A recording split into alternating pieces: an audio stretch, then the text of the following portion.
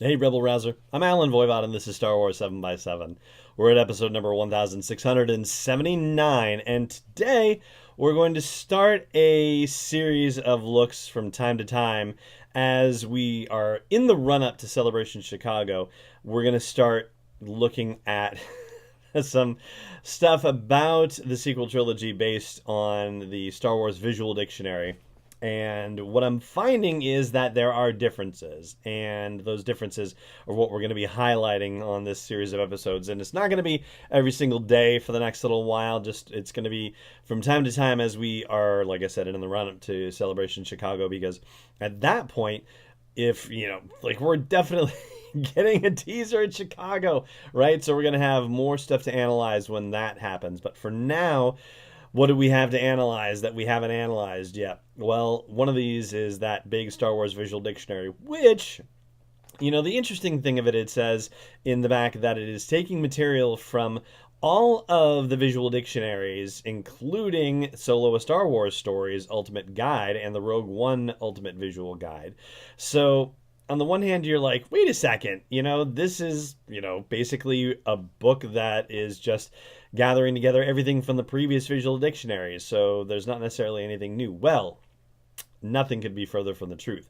So as I was looking particularly at stuff about Kylo Ren, I realized that even though the visual spreads for the information on Kylo Ren in, say, the Last Jedi Visual Dictionary look almost exactly the same when you compare it to the spread on Kylo Ren, or one of the two spreads on Kylo Ren in the new Star Wars Visual Dictionary, like the big one.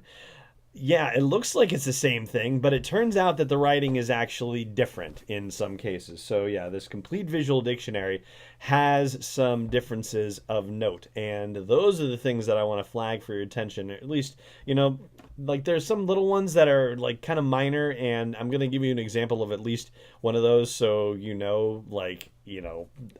like there are those that exist like that, and we're not necessarily going to focus on those, but I'm just going to explain kind of what I mean. So for example, in the Last Jedi Visual Dictionary, I'm talking about Kylo Ren.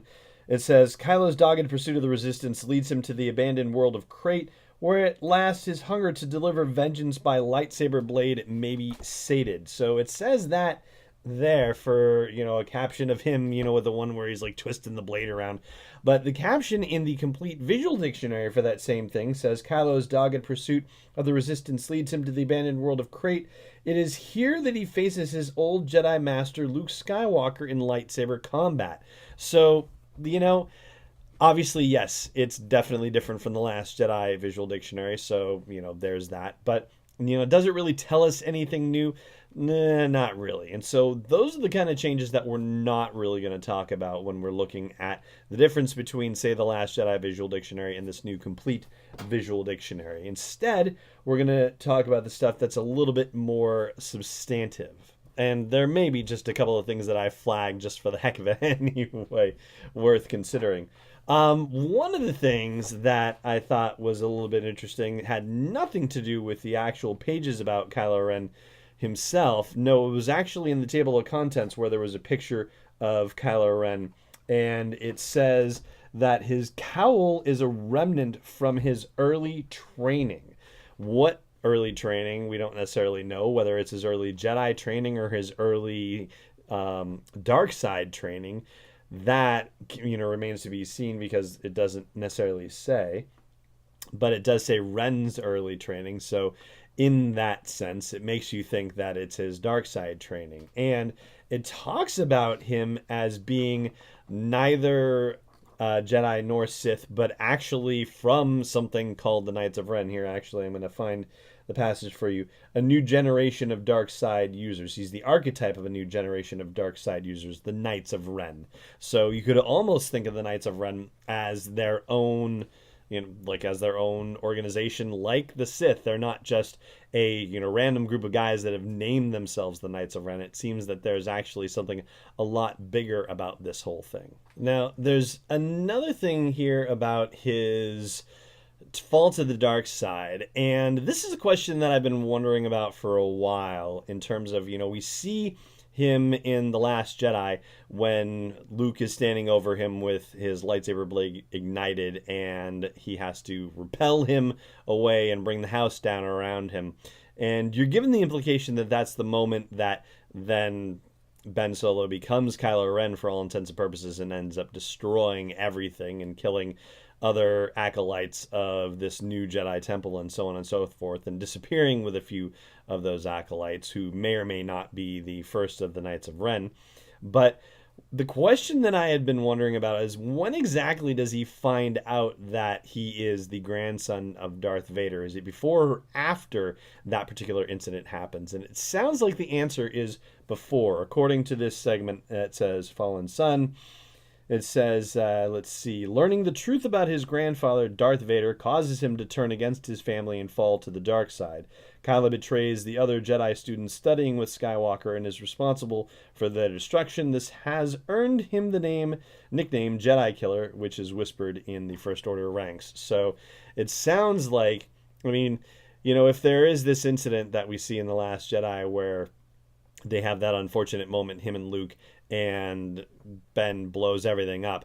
Well, you would imagine that, you know, if that was the final straw, the destruction, then based on what we're reading here, the Darth Vader news had to have come sooner. And so maybe this is what Luke was sensing in him, the fact that he had fallen to the dark side officially, that he saw what was going to happen as a result of him having this, you know, sort of final nail in the dark side coffin, so to speak. There's also a note here that says that his helmet is patterned after the battle gear of the Knights of Ren, which, you know, also then makes you wonder if the Knights of Ren were actually a thing before Kylo Ren showed up, and if he just kind of took over the joint, which is certainly possible. There's also a note about his interrogation chair being similar to devices used by the Inquisitorius of the Galactic Empire. Those are the Inquisitors that we first met in Star Wars Rebels that were hunting down Jedi that had managed to escape the Order 66 purge. And a couple more things about Kylo here for you. One of them being about those microsutures that he was getting when he was getting stitched up in The Last Jedi. There's a note here that says that Bacta therapy is too late to be able to prevent scarring, so we are going to continue to see him scarred in Episode 9, so there's that. And the other thing I'm going to share with you in just a second, but first, of course, I'm going to ask you to subscribe to the show if you're not subscribing already, and I hope you will also consider supporting me and this daily dose of Star Wars joy by joining me at patreon.com/SW7x7.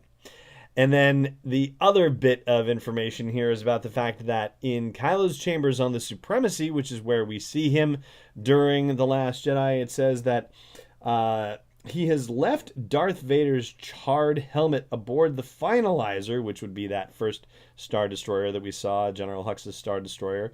And it says here, perhaps not ready to face that visage until he recovers from his failure at facing Rey on Starkiller Base.